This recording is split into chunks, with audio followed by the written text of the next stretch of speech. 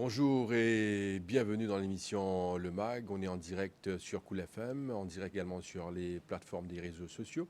Cette émission est également enregistrée, vous le savez, pour les besoins de la télévision. Notre invitée ce matin, c'est Madame Alisha Ingen, qui est auteure du livre Rebranding Yourself.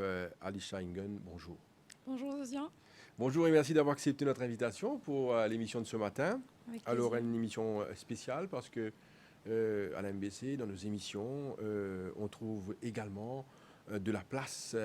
C'est une plateforme que Ban Dimoun, qui est mauricien, qui crée, qui écrit, il y a également cette place. Alors, le livre ce matin nous démarre avec ça même, c'est Rebranding Yourself de Alisha et Zafira Ingen. Alors, nous vous causons là aujourd'hui, nous vous avons l'occasion de découvrir ce livre-là. Et ce qui est intéressant également concernant ce livre, il y a beaucoup de recherches. Et ce qui est également intéressant, c'est que ça parle de la consommation. Alors qu'il nous donne un monde aujourd'hui de consommation et aussi de branding. Les gens aiment les marques. Moi aussi, qui est aussi au content de marque. La première influencée. Hein? Alors, aujourd'hui, quand nous regardons un peu ce qui se passe autour de nous, les gens adorent les marques. Si nous allons pas loin, là, dans le mall qui est autour de nous, ce sont les magasins de marques. Et c'est partout comme ça, que ce soit à Maurice, que ce soit à l'étranger. Je dirais même que la marque, les brands contrôlent le système. Alors, nous avons l'occasion de cause là, discute là-dessus, cause sur l'influence des marques dans notre environnement, dans notre société. Et tout cela pour faire ce matin avec Alisha Ingen. Alors, encore une fois, bienvenue sur ce plateau. Merci. Comment se décrire ce livre? Alors, l'idée, l'intention, pourquoi ce livre? Pourquoi Rebranding Yourself? Alors déjà, c'était pas mon intention d'écrire un livre au départ. C'était pour ma thèse parce que je faisais mon PhD à l'époque et j'avais besoin de faire de la recherche. Donc, il fallait que ce soit quelque chose que j'aime. Donc, je suis dans le domaine de marketing en général. Donc, j'ai commencé mes études, j'ai fait mon degré, mon master. Donc, logiquement, pour moi, dans la direction que je prenais pour mon PhD, c'était ça devait être quelque chose qui est relié. Mais je devais faire quelque chose d'autre, donc quelque chose qui m'intéresse, mais que je ne connaissais pas vraiment. Donc, je me suis intéressée à la psychologie. Et on a le consumer behavior, donc je prenais un peu cette direction-là. Et quand j'ai commencé à écrire, donc pour moi, c'était un peu filtrer les informations pour ma thèse. Et là, j'ai commencé à voir un peu, donc en fait, la découverte du soir, c'était une quête personnelle que j'ai commencé à relier avec ma recherche. Je me suis dit, pourquoi pas? On essaye de voir un peu si on peut faire un lien. Et c'est comme ça que j'ai commencé à écrire. Donc, quand je commençais à écrire, c'était juste pour filtrer les idées. Donc, j'avais beaucoup d'articles que je lisais. Donc, c'était au départ, donc la première année de mon doctorat, c'était vraiment faire le tri. Et pour me rappeler un peu, parce que je lisais un peu de toi, d'à travers, pour me rappeler un peu de ce que je lisais, je notais, je faisais des notes, etc. Et ça a commencé à prendre une autre tournure. Donc, les informations commençaient à prendre forme. Je trouvais des liens qui relient la psychologie et le marketing. Donc, je connaissais déjà qu'il y avait Consumer Behavior, mais c'est à ce moment que j'arrivais à comprendre qu'il y avait vraiment un impact conséquent sur la psychologie, donc l'identité même, et le marketing. Alors, vous parlez de l'impact sur la psychologie. Quel est l'impact de la consommation des marques, surtout sur la psychologie? Ben, en fait, tout, parce que dans notre société, en fait, on est en train de consommer, pas juste pour survivre, on est en train de consommer pour se créer une identité. Donc, c'est ça qui m'a, en fait, qui m'a vraiment surpris, en fait, parce que on le fait inconsciemment. Donc, c'est vrai que j'ai appris un peu le comportement des consommateurs, un peu, si vous voulez, par rapport à mes études, mais on n'arrive pas vraiment à prendre conscience de l'impact que les marques ont quand on est en train d'acheter.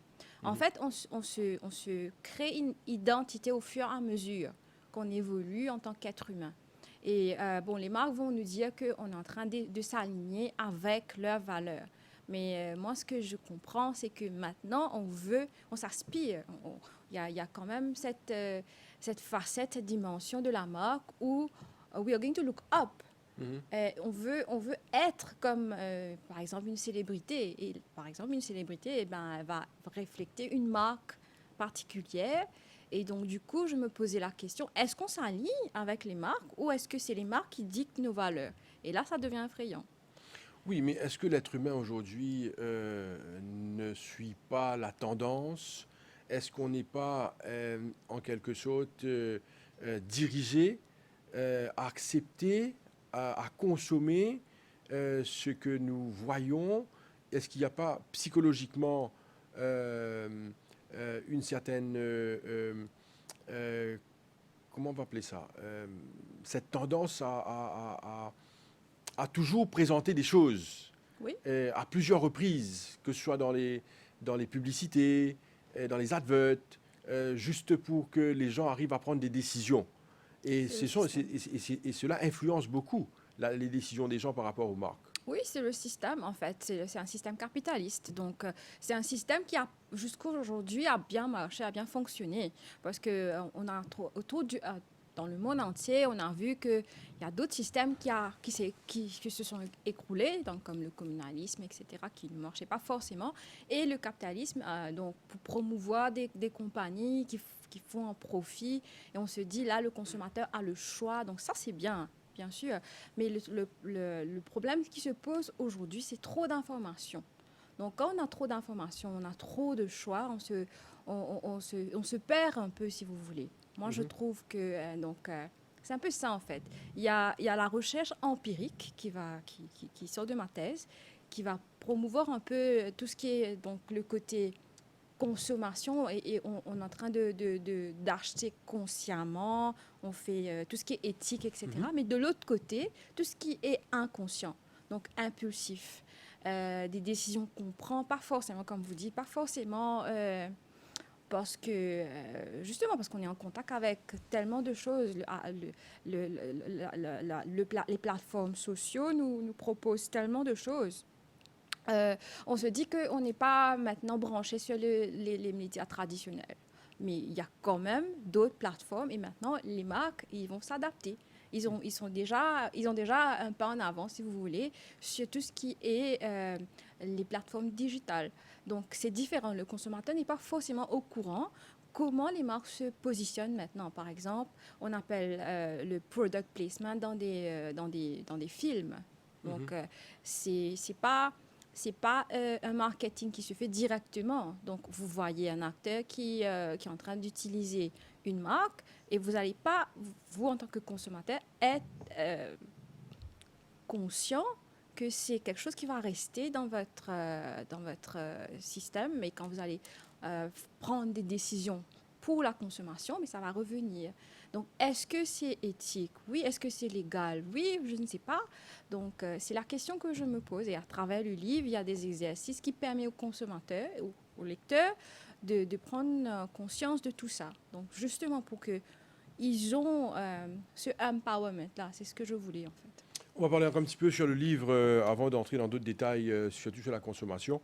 Le livre est en vente actuellement. Hein, Oui. il faut présenter le livre encore une fois Oui. et dites-nous ça, où on peut trouver le livre et dites-nous un peu, décrivez le livre et intéressez-nous avec le livre s'il vous plaît. Alors, le livre est en vente. Donc, c'est publié par les éditions Le Printemps. Donc, c'est le distributeur officiel.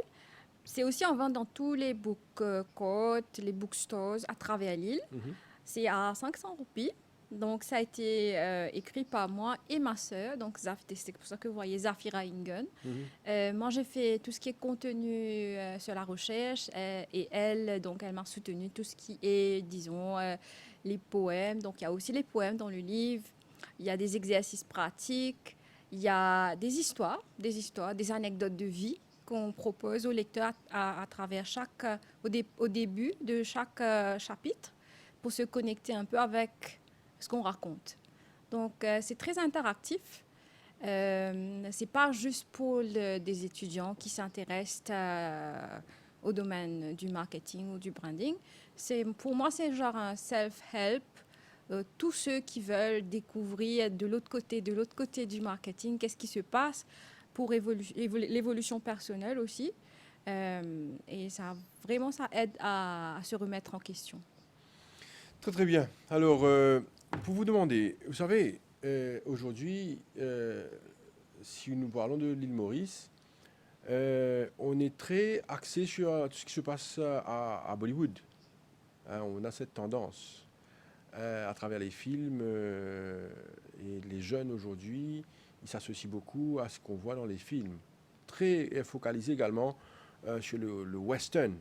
Alors, euh, il y a une certaine projection psychologique. Comment d'après vous, aujourd'hui, le jeune peut faire la différence quand on parle de consommation, quand on parle de branding? Tout est fait en suivant les modèles que ce soit au niveau de Bollywood et des Western countries. Oui, justement, c'est pour ça que c'est très difficile de se faire de se démarquer des autres. Si on veut tout le temps suivre la foule, pour moi, et je travaille avec des jeunes, donc je suis lecturer. Ils sont tous des Donc, followers, n'est-ce pas? exactement. Donc, either they are followers or they want to be an influencer. That's the thing. Donc, moi, je trouve que and to be an influencer, you have to follow the trend as well. What is trending at the moment and what you want to put forward. Et je trouve que là, on perd nos valeurs encore une fois. Donc, la génération actuelle veut toujours bouger dans la direction que les autres sont en train de prendre. Et bien sûr, comme je disais tout à l'heure, là, les marques ont toujours un pas en avant sur ce qui se passe dans ces plateformes digitales. Et ils sont là, ils sont en train de partner avec des influenceurs. C'est pas quelque chose qui se fait de façon anodine, c'est très stratégique. Donc, encore une fois, on doit se remettre en question. Qu'est-ce qu'on est en train de proposer à cette nouvelle génération? Est-ce qu'ils sont en train de remettre leurs valeurs sur la table quand ils sont en train de prendre des directions pour... Il y aura des carrières qui n'existent pas actuellement. Par exemple, les influenceurs, on n'en parlait pas quelques années de cela. Maintenant, c'est devenu like a career path. Donc, qu'est-ce que nous proposons à cette génération? Comment ils vont mettre en avant leurs valeurs et comment ces valeurs-là sont en train d'être formées. Et ça, vous avez utilisé un terme à maintes reprises, perte de valeur. Ça veut dire quoi, perte de valeur? Parce que le jeune, probablement, là on parle de jeunes, ils sont contents comme ça. Avec les marques, faire des achats. Là, si vous allez pas loin dans les malls, vous allez voir des jeunes, que ce soit hommes ou femmes, sortir avec des sacs étiquetés des marques et faire des achats. Oui. Alors, c'est devenu presque une habitude. Chaque fin de mois, on voit les malls bien remplis avec les gens qui font des achats et ce sont des achats des marques. Oui. Alors, si on n'achète pas des marques, qu'est-ce que vous proposez, vous? Justement, donc, je n'ai pas proposé de sortir du système. On peut pas... Vous aimez les marques, vous? Exactement. Donc, je suis... En fait, l'histoire que je raconte... C'est pas un combat contre les marques. Exactement. C'est l'histoire de vous-même qui aime les marques. C'est une histoire qui débute avec quelqu'un qui s'est tellement accroché aux marques que j'étais devenue un peu trop dépendante. Donc, finalement, c'était pour régler... Allez, parlez-nous de vous un petit peu. Qu'est-ce que vous faisiez? Alors, quand j'ai commencé ma carrière, donc ça fait peut-être 15 ans à peu près, quand j'étais graduée, donc comme tous les jeunes, je pense, aujourd'hui que je vois, donc c'était une tendance d'acheter. On a de l'argent. Voilà, on a de l'argent, donc on achète. C'est pas bon d'après vous? Qu'est-ce qui est pas bon? Je pense que ce qui est pas bon, c'est que quand on arrive à dépenser et on n'arrive pas à économiser. Parce que le problème, c'est pas de dépenser. Le problème, c'est qu'il faut avoir des projets à long terme. Et là, on a une société qui est vraiment dépendante. They are really dependent on credit. They take a lot of loans. Donc, est-ce que c'est une bonne chose? C'est vrai aussi. Hein, il y a des gens qui prennent des loans pour s'acheter des vêtements de marque. Ça peut... Carte de crédit. Oui, voilà, carte de crédit, c'est vrai aussi. Ça, c'est une vraie réalité. Voilà. Et pourquoi? Donc, pourquoi on a quand même une génération qui est intelligente, qui a... They have skills and abilities that they can put forward.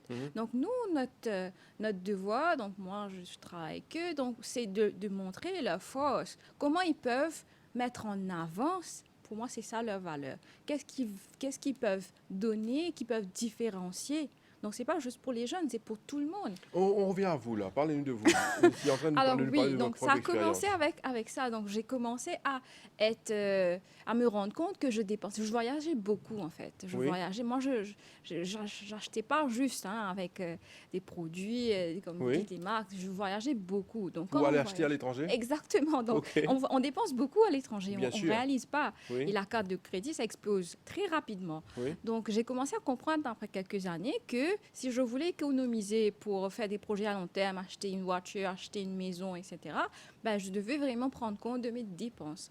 Donc ça a commencé à prendre forme un peu bon, avec le temps. Mais quand j'ai commencé ma recherche, j'ai relié ce que j'ai appris à travers ces années. Donc, par exemple, la personne que je suis devenue va vous dire que les marques sont là pour rester. Donc, on ne va pas sortir du système. Mais il faut avoir une balance. Donc, le consommateur ne réalise pas vraiment leur pouvoir, donc le pouvoir d'achat.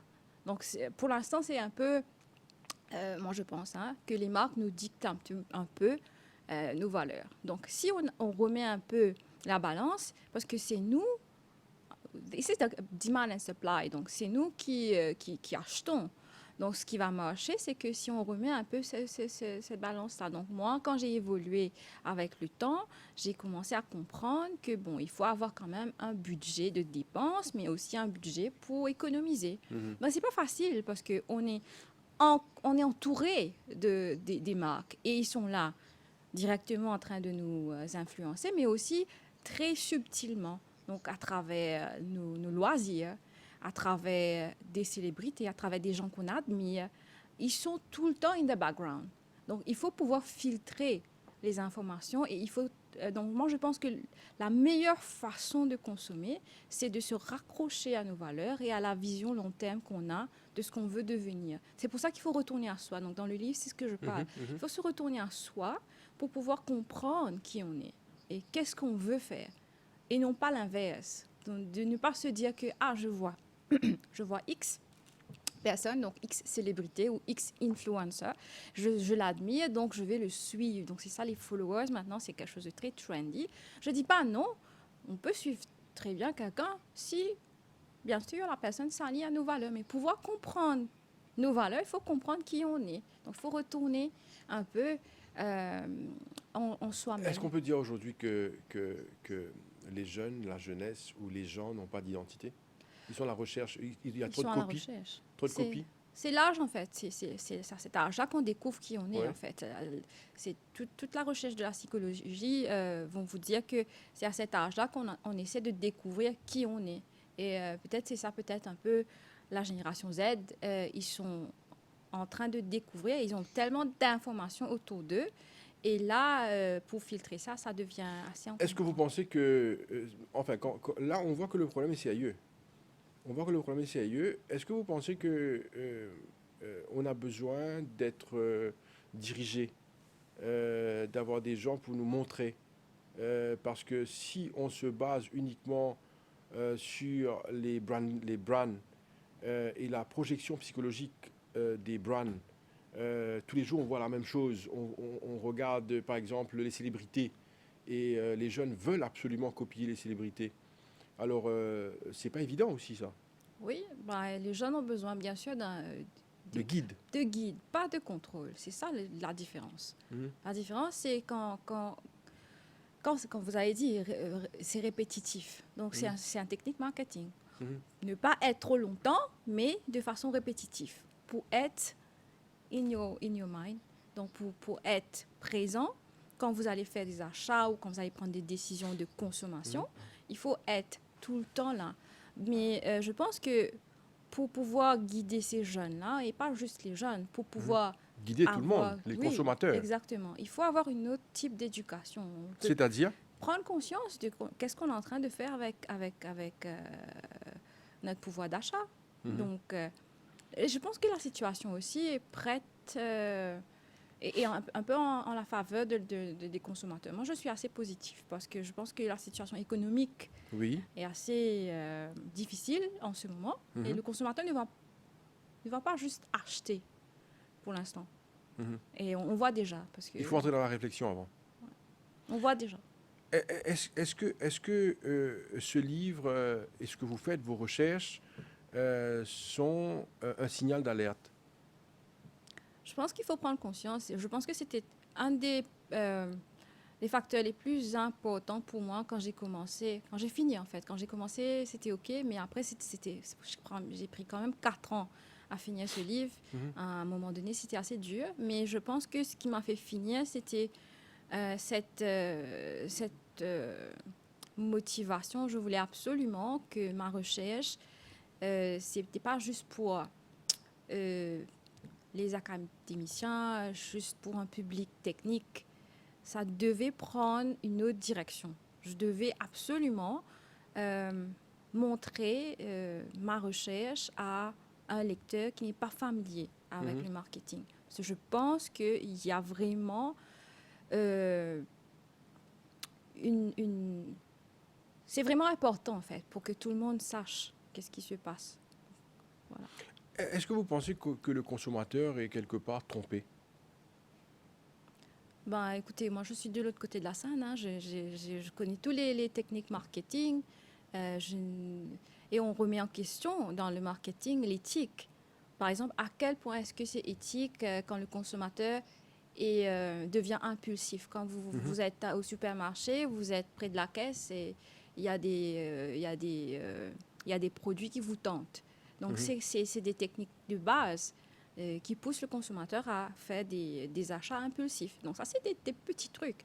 Mais quand ça devient inquiétant, c'est que quand le consommateur est en train de overconsume and they are in debt. And this is where the problem lies. Donc, oui, je trouve qu'il Est-ce qu'on faut... peut parler un petit peu de vos recherches sur le terrain? Comment ça s'est passé? Oui, donc la première année, comme je vous disais, c'était juste filtrer les informations. Mhm. Ensuite, la deuxième année, je commençais à écrire en parallèle ma thèse. Et là, donc, donc c'était des études empiriques pour ma thèse. C'est ce qui fait que j'écris un livre en parallèle. Parce que pour ma thèse et donc, pour mon doctorat, je devais écrire quelque chose qui amenait des preuves. Donc là, Mhm. ce que j'écris, c'est très théorique, c'est très philosophique dans le livre. Par contre, pour ma thèse, je devais emmener de la recherche empirique, ça veut dire avec des evidence. Mhm. Donc j'ai commencé à faire, donc, au niveau méthodologie, donc j'ai fait euh, quantitatif, donc des études quantitatives. Mhm. Donc, si vous voulez, pour des thèmes moins techniques, questionnaire. Donc, le target, ça, c'était les jeunes de 18 à 25 ans, donc la Mhm. génération Z. Et j'ai... the investigation was on what influenced them. Donc, et ensuite, tout ce qui est identité. Donc, il y a toute une facette pour démarquer leur profil de consommation. Vous savez, on est dans une situation économique aujourd'hui difficile internationalement. Les gens courent beaucoup derrière les promotions. Ouais. Alors on voit les promotions un peu partout et dès qu'on voit une promotion, c'est sûr que les gens vont vouloir acheter. Alors c'est la tendance même. Dès qu'on voit une promotion, on s'arrête, on regarde, on veut savoir c'est quoi cette promotion. Alors la promotion aujourd'hui sera partout dans les magasins, que ce soit dans les supermarchés, parce que la situation est difficile. Alors comment se contrôler par rapport à cette tendance? Parce que c'est devenu presque une habitude, encore une fois. Oui, oui, effectivement, c'est devenu une habitude pour consommer. Bon, ça, c'est comme vous êtes en train de décrire la consommation impulsive, en fait. Mhm. Donc, moi, ce que je propose, c'est encore une fois dans le livre de remettre en question ce que vous voulez faire. Donc, il faut tout le temps avoir un pre-plan Mhm. expenses.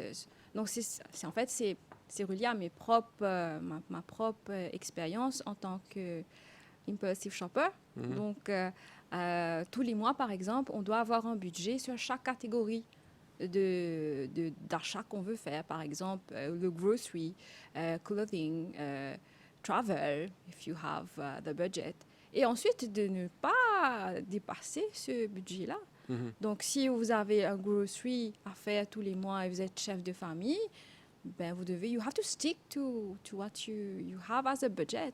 Maintenant, si vous voyez une promo, it makes sense to you parce que ça fit votre budget et vous devez acheter par rapport à votre liste de produits et vous devez avoir une liste de produits. Parce que si vous n'avez pas cette liste-là, si vous ne savez pas quoi acheter, les marques vont vous dire, ils vont vous guider, eux. OK. Alors, dans le livre, à un moment, vous parlez de branding positivity. Cela veut dire quoi? Ben, les marques sont pas que là pour contrôler le monde. Hein. C'est pas, it's not a conspiracy theory as well. Hein. Le livre, c'est là pour prendre conscience du système. Et donc, ce qui est positif, c'est que les marques nous ramènent un petit peu pour créer notre identité. Hein. On est en train d'évoluer dans un monde où on peut prendre le bon côté des choses. Mhm. Et encore une fois, si on est conscient de qui on est et qu'est-ce qu'on veut, ben, le système ne va pas nous influencer. On va juste aller dans la bonne direction et prendre les bonnes décisions d'achat. Je vous pose une question par rapport à vos recherches. Oui. Est-ce que vous pensez qu'on a besoin de tout ce qu'on achète? Encore une fois, impulsive shopper, not necessarily.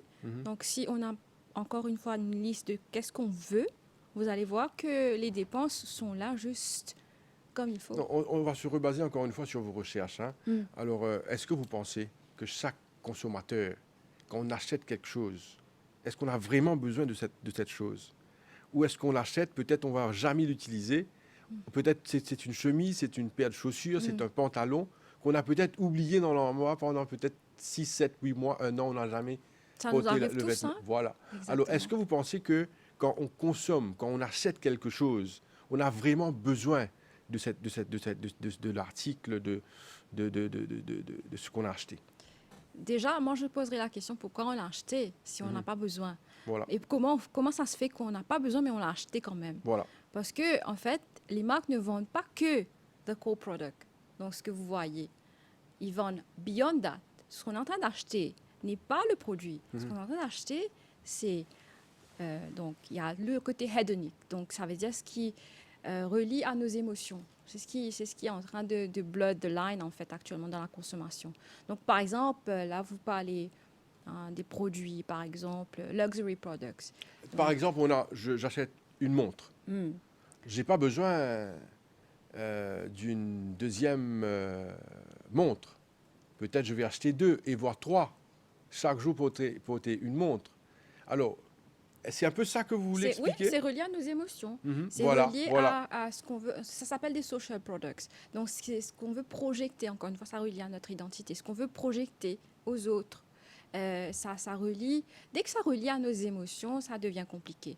Parce que quand on va acheter, et surtout des marques, quand on va acheter des marques, on achète des marques plus chères. Hein, parce que si vous allez acheter unbranded products, peut-être le même produit de base, mais à la base, c'est la même chose, mais si c'est une marque, c'est plus cher. Donc, pourquoi c'est plus cher? Parce que c'est en train de connecter à d'autres choses, à part the core product.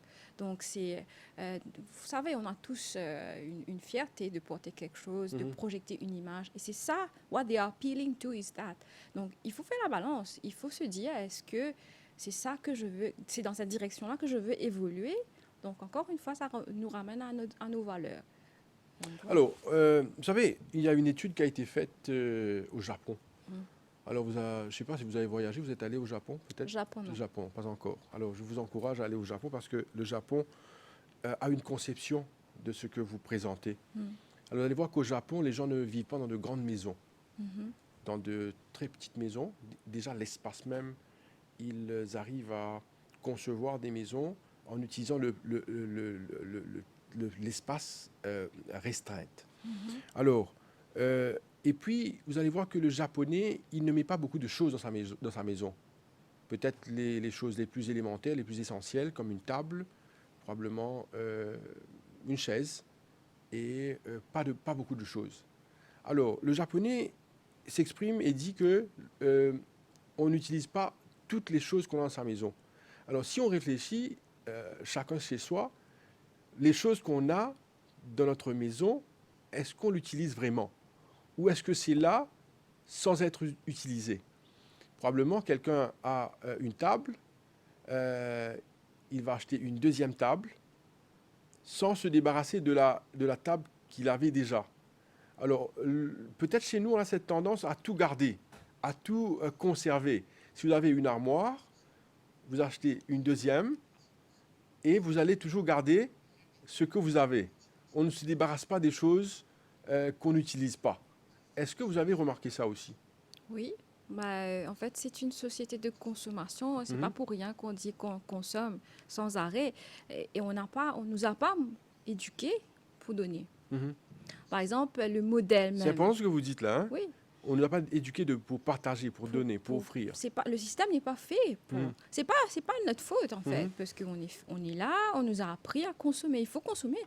Pour quand on était dans le lockdown, les plages étaient fermées, mais comme vous avez dit, les malls devaient s'ouvrir parce qu'on devait consommer pour que le système fonctionne. Donc c'est comme ça, on va pas changer le monde non plus. Mais le problème, c'est que quand on consomme, oui, on prend. Mais comment faire pour donner? C'est difficile en fait, même si on veut. Hein. Par exemple, vous avez dit, vous allez acheter un deuxième armoire. Comment on fait pour donner? Maintenant, bien sûr, il y a les plateformes sociaux. On a ces plateformes-là et j'en vois que c'est devenu assez courant maintenant, si vous voulez, vendre. Vendre, oui. Oui, mais pas donner. Pas donner. Oui. Mais je trouve aussi que, donc encore une fois, je reste positive, il y a des modèles de business qui arrivent actuellement. Par exemple, il y a des restaurants qui ne jettent pas. Tout ce qui reste, ils vont offrir. Je pense qu'il y a un besoin de se remettre en question dans la façon dont le système est aussi. Pourquoi on ne peut pas? Parce qu'il y a tellement de wastage. Tous les jours, aussi, on parle de produits, mais quand on parle de nourriture, il y a des gens qui vont tous les jours rester affamés et de l'autre côté, on a wastage. Donc, c'est le système. Le système ne nous permet pas de le faire automatiquement. Et aussi, bien sûr, nos valeurs. Donc, il faut se remettre en question. Qu'est-ce qu'on peut faire? Pourquoi on vend quelque chose de balles? Des fois, c'est même pas... Des fois, je vois, il y a des vêtements qui se vendent sur les réseaux sociaux. 10 roupies le lot, mais donnez. Vous voyez, donc c'est un peu ça. C'est se remettre en question. Qu'est-ce qu'on veut faire? Vous avez parlé d'émotions.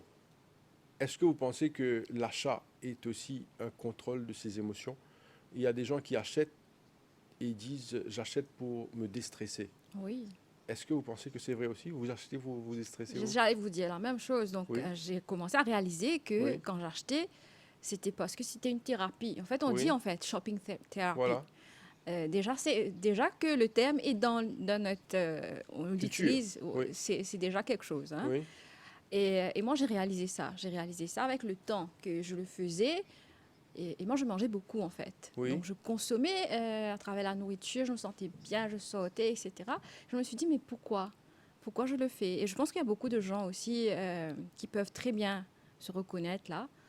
Et il faut encore une fois se dire, mais pourquoi consommer pour se sentir bien? C'est un problème. Consommer pour enlever le stress. Pourquoi on le fait comme ça? Parce que le système nous pousse à le faire. Il n'y a pas d'autres alternatives qu'on est au courant.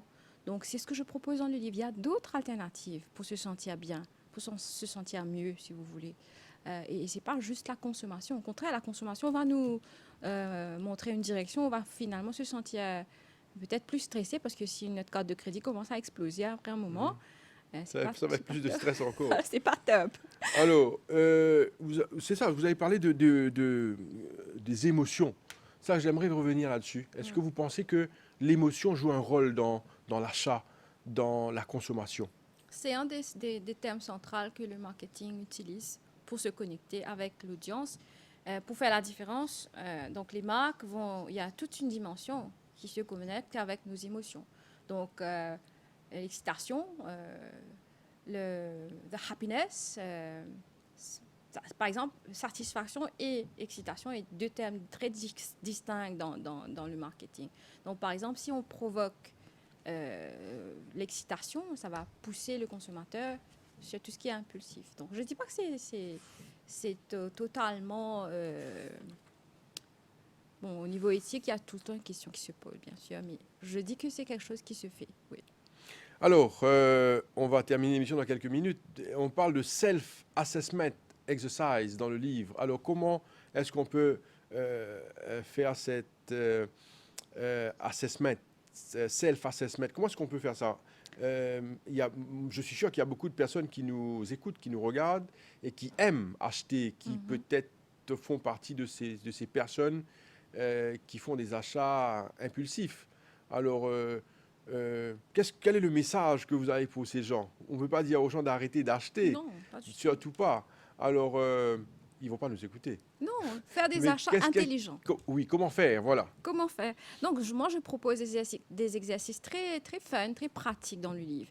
Donc, c'est comme des quiz, en fait. Donc, vous répondez à quelques questions et ensuite, vous allez avoir des points qui vous donnent un profil. Donc, vous allez comprendre quel est le profil de consommateur que vous êtes. Est-ce que vous êtes the impulsive buyer, vous êtes the bargain or the discount seeker, ou est-ce que vous êtes the rational purchaser? Donc, par rapport à vos profils, donc après je vous montre donc comment le marketing va vous influencer.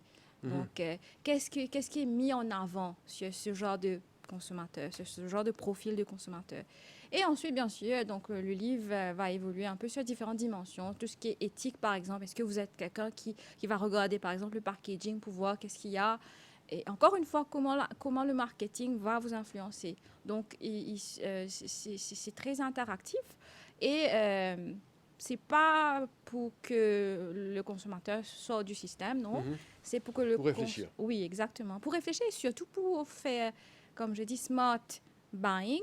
Pour faire des projets à long terme, on doit pouvoir économiser. Surtout dans un système actuel où l'économie est vraiment... On est en train de vivre quelque chose qu'on n'a jamais vécu auparavant avec une pandémie. Et le consommateur est en train de prendre conscience. On n'achète plus les marques de façon impulsive ces derniers temps, surtout quand on fait du grocery shopping et qu'on doit quand même faire attention parce que les marques, ça coûte cher. Donc, oui, donc le livre nous propose des stratégies, des techniques pour acheter, mais aussi pour faire des économies. Est-ce que vous pensez qu'on a besoin tous d'une remise en question? Je pense que oui, pour être honnête, je pense que le consommateur est tout le temps entouré et a tout le temps beaucoup d'informations. Donc le livre, de l'autre côté, propose tout ce qui est sur revenir à soi. Donc c'est en fait la relation que les marques ont avec le consommateur, c'est comme si on est en train de parler avec un être humain. C'est difficile parce que vous avez parlé des émotions. Quand on est connecté avec quelqu'un, par exemple, like a break-up, quand on ne voit plus la personne, on est quand même très affecté. C'est pareil pour les marques. Une question sur l'achat en ligne aujourd'hui, cette facilité de voir des choses, ce qu'on veut, et de rester chez soi et de passer la carte de crédit et de faire des achats. Est-ce que c'est une bonne chose d'après vous? Ben justement, c'est une facilité, oui, mais c'est aussi un danger parce que le consommateur, déjà que nous, en tant que petite île qu'on est, on rentre sur le système un peu en retard par rapport à d'autres pays. Donc, on est moins équipé pour comprendre comment ça marche. Par exemple, il y a du cross-selling qui se fait très facilement en ligne. On achète un produit, après on voit toutes sortes de produits qui ressemblent à ce qu'on a acheté, donc qui nous poussent à faire d'autres achats. Donc c'est difficile de se contrôler. Donc encore une fois, il faut reprendre conscience de qu'est-ce qui se passe en ligne, comment on fait ces achats-là. Les cookies, par exemple, they are going to track our browsing. Donc il faut vraiment, dès qu'on est au courant, at least we are equipped. I think that it is the best way to address the problem first. Quel est le message que vous avez à faire passer? Ben, je pense que le consommateur est intelligent, donc je ne pense pas qu'on est en train de promouvoir quelque chose qui va amener le consommateur hors du système. C'est juste prendre des décisions d'achat intelligentes et je pense que tout le monde va être équipé si on écoute. Est-ce que Alisha Ingen a d'autres projets après Rebranding Yourself? In the pipeline, oui. J'ai tellement d'informations, en fait, que je n'ai pas inclus parce que je ne pouvais pas tout inclure dans le livre. Et puis, je travaille avec beaucoup de jeunes, donc la génération Z, qui m'intéresse beaucoup actuellement sur la consommation d'achat, très distincte des autres générations. Donc, peut-être, éventuellement. Alisha Ingen, auteur du livre Rebranding Yourself. Alors, peut-être un petit mot sur votre sœur qui vous a aidé pour ce livre? Oui, oui, ma sœur, sans elle, en fait, je pense pas que j'aurais eu le courage de publier. Dans la dernière année, elle vient pour me dire que je dois faire en sorte que ça saute, parce que j'ai passé 4 ans à écrire. Et donc, elle a fait son master en communication and PR. Donc, c'est elle qui m'aide un peu à remettre de l'ordre dans la structure, à mettre un peu de poésie, à mettre un peu des anecdotes de vie. Et là, on s'assoit, on discute parce qu'on on est sœurs, on est très proches. Donc là, on raconte un peu qu'est-ce qu'on peut intégrer. Et donc, elle me pousse Vous à savez, vous avez publier. écrit un livre et maintenant il faut vendre le livre, c'est important aussi parce que c'est l'investissement, 4 années d'investissement pour produire Rebranding Yourself. Alors, où on peut se procurer le document? Donc, dans tous les book-out, dans tous les bookstores, donc édition Le Printemps et partout ailleurs dans l'île, donc any bookstore. Alors, je vais demander à tous les Mauriciens de se procurer un exemplaire de ce livre parce que c'est important de soutenir quand même les auteurs mauriciens. Une Merci, consécration Josiane. donc de 4 années pour produire un bouquin et il faut soutenir les auteurs mauriciens. Merci beaucoup. Merci, Josiane. Merci beaucoup à Alisha Ingen, auteur du livre Rebranding Yourself. Merci à vous de nous suivre. Merci à vous tous. Et continuez à suivre les émissions sur les chaînes de la MBC. Merci et au revoir.